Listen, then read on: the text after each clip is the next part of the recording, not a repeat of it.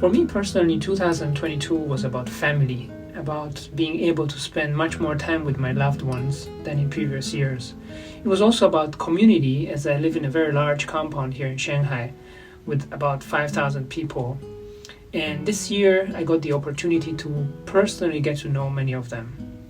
Finally, it was also about volunteering in public service, something I found emotionally very rewarding as a foreigner. After so many years, finally being able to contribute back for the hospitality of Chinese people.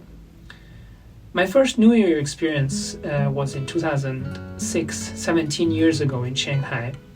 It was funny because I suddenly found myself in a different time zone from the rest of my family back in Hungary.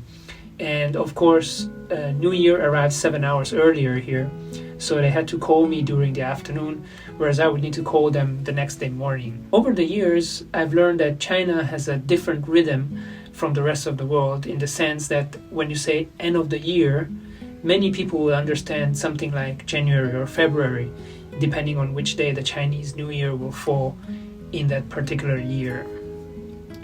2022 was the 2,500-year anniversary of Confucius, and so I had a chance to visit his birthplace, his newly built memorial museum, and of course the 3 Confucian sites in Qufu City, which made a huge impression on me, both in terms of the enormous length of time and the enormous impact his teachings have had, not just on people in China, but also people around the world.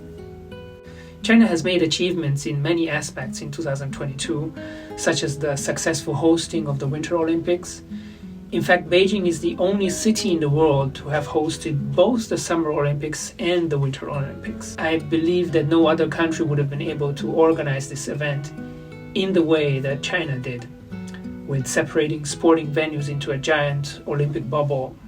As for the upcoming year, I hope to travel back to my home country, Hungary, for the first time after more than 3 years, knowing that it will be relatively easy to return to China again.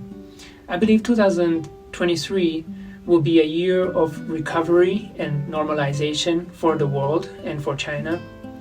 As for my own work, I hope to contribute to further enriching the dialogue between my country, Hungary, and China through organizing a series of cultural events such as history and art exhibitions in both countries, and to further strengthen the cultural understanding and friendship between our peoples.